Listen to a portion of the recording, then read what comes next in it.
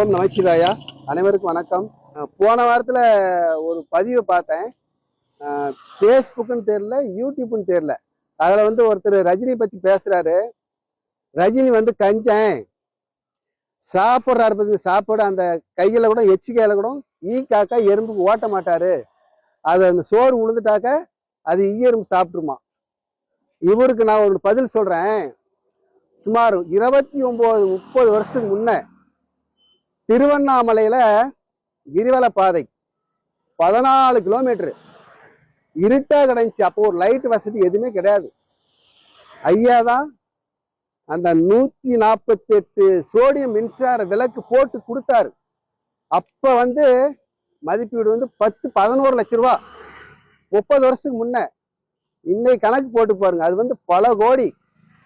இந்த கிரிவல பாதை 14 கிலோமீட்டரும் பட்டம் பகல் மாதிரி இரவுலையும் ஜொலிக்குதுனாக்கா அதுக்கு காரணம் ஐயா ரஜினிகாந்த் ஐயாவும் போய் சேரும்.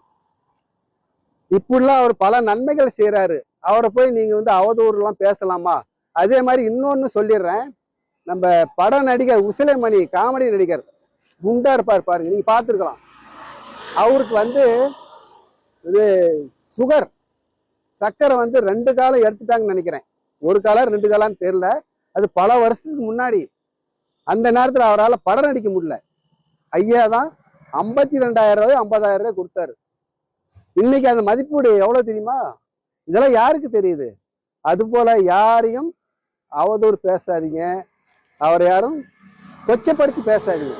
இவ்வளவு நன்மைகள் எல்லாம் செஞ்சிருக்காரு. அப்படிங்கும் போது அண்ணாமலையாரும் உண்ணாமலை அம்மாவும் நந்திகேஸ்வரரும் ரஜினிகாந்த் குடும்பத்துக்கும் ரஜினிகாந்த் ஐயாவுக்கும் என்றும் துணை நிற்பார்கள்.